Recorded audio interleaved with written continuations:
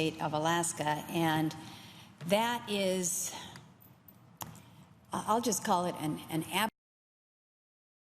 issue that is pretty near and dear to my heart, and I think to the heart of many throughout the state of Alaska. And that is, I'll just call it an aberration in the fish world. And what I'm talking about is engineered salmon, GE salmon.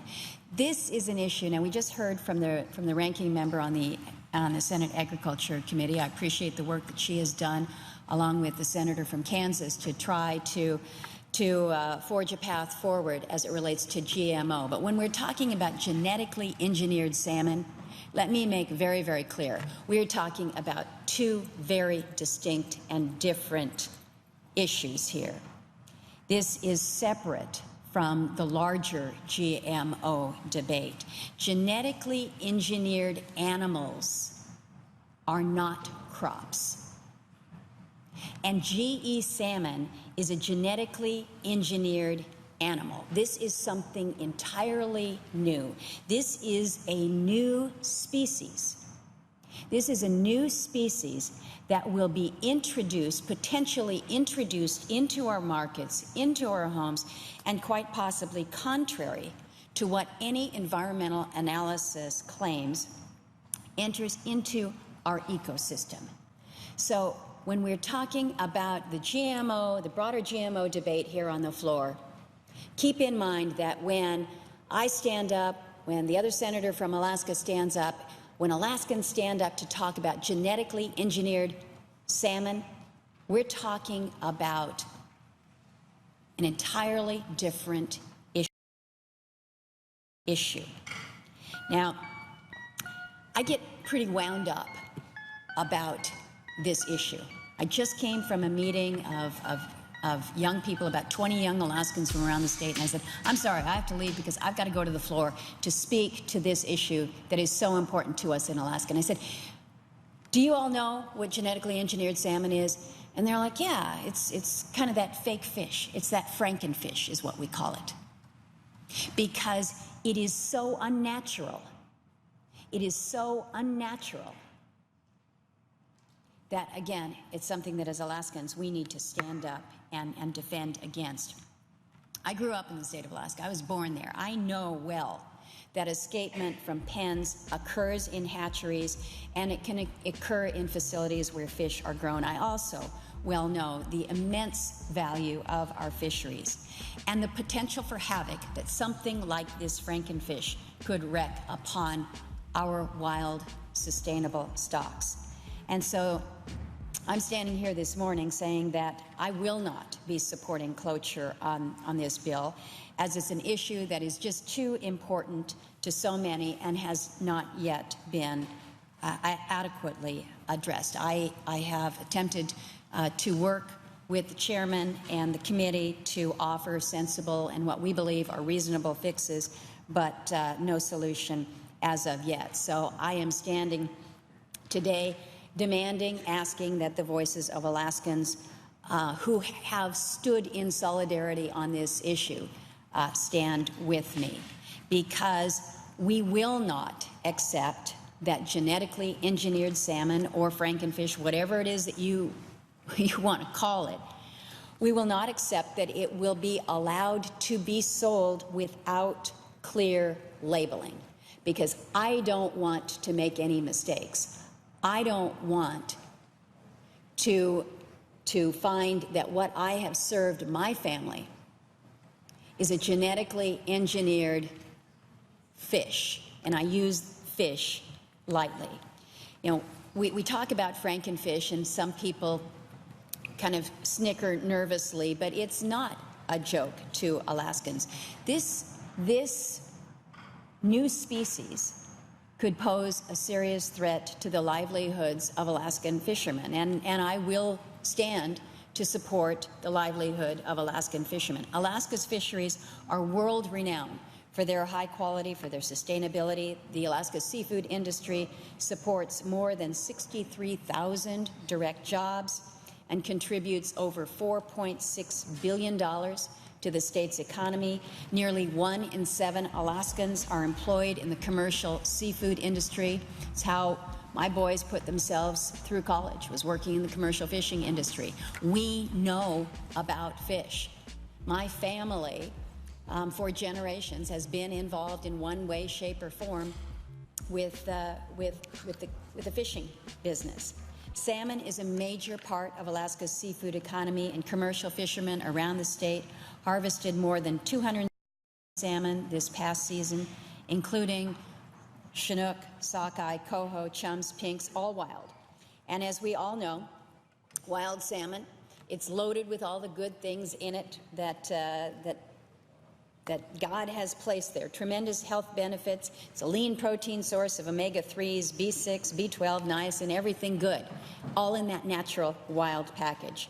More than 1.5 million people wrote into the FDA opposing approval of genetically engineered salmon. So you have groundswell of support around the country. This is not just from Alaskans weighing in, but people saying, no, we don't think that this should be approved. FDA went ahead anyway. Then you've got a growing number of grocery stores, Safeway, Kroger, Whole Foods, Trader Joe's, Targets. They've all announced they're not going to sell this. They're not going to sell this genetically engineered species in their stores. And yet, despite this immense opposition, in November of last year, the FDA approved Aqua Bounty's Technologies application for its genetically engineered Aqua Advantage salmon. So for those of you that are not fully informed on what this genetically engineered fish is, how it comes about, GE salmon starts from a transgenic Atlantic salmon egg. What happens, this is an ocean pout. It is a type of an eel. As you can see, doesn't look anything like a salmon, even if you don't know your salmon very well. This is a bottom-dwelling ocean pout eel. They take DNA, a splice of DNA from this, a splice of DNA from a magnificent Chinook salmon, and splice it into an Atlantic salmon egg. And that egg is meant to produce a fish that will grow to full size twice as fast as a normal Atlantic salmon. So this is the push here, to push Mother Nature, who creates a perfectly beautiful, fabulous salmon, and to take a splice of DNA here, a splice of DNA there, put it in an Atlantic salmon, which is a farm fish, and grow it so that it grows twice as fast as a normal fish. But growing it in a penned condition, and theoretically so that there is no way for escape. But can we guarantee that there is no way for escape? I don't know, show me that. But what we have here, I think, is a fair question as to whether or not this GE salmon can even be called a salmon. So FDA signs off on this last November, but they made no mandatory labeling requirement. Instead, they said labels can be voluntary. So in other words, if you want to say that this piece of fish that's in front of you in the grocery store is genetically engineered or not real, you can voluntarily put that on your label. Nobody's going to do that. Nobody's going to voluntarily say this is genetically engineered. So what we have done, what I have done, is to fight to secure a mandatory labeling requirement both before approval of Aqua Bounty's application and since its approval. So we've been working hard on this issue, and we've made some significant headway. But what we're dealing with on the floor right now, this legislation, would wipe that work clean instead of using legislative tools at our disposal to effectively and precisely amend this legislation in order to address the issue of GE salmon. So what we did is we got some language in the omnibus appropriations bill that requires the FDA to not allow the introduction of any food that contains GE salmon until it publishes final labeling guidelines that inform consumers of that content. And so what this did, this kind of forced FDA to issue an import alert, which effectively bans all import of genetically engineered salmon for 1 year. But it also directs the FDA to spend funds, significant funds, no less than $150,000, to develop labeling guidelines and to implement a program to disclose to consumers whether salmon offered to consumers is genetically engineered. Again, what we want to be able to do is let consumers know whether this fish is genetically engineered or not. So we thought that that was a pretty clear labeling mandate to the FDA, but FDA then later came back to us and said they felt that there was still clarifying legislation that we needed to do. So I have worked with Senator Sullivan, my colleague from Alaska, as well as Senator Cantwell, Merkley, and Heinrich, and we introduced S-738, which is the Genetically Engineered Salmon Risk Reduction Act. And we also introduced a separate piece of legislation to respond to FDA's November approval, and introduced S-2640, the Genetically Engineered Salmon Labeling Act.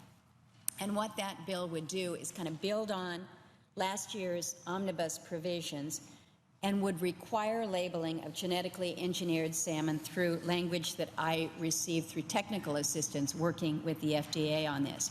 Additionally, we would mandate a third-party scientific review of the FDA's environmental assessment of Aqua Advantage salmon and the effects that these GE salmon would have on wild stocks and ecosystems, which in my opinion, and I think the opinion of many others, was insufficiently addressed during the FDA's environmental assessment.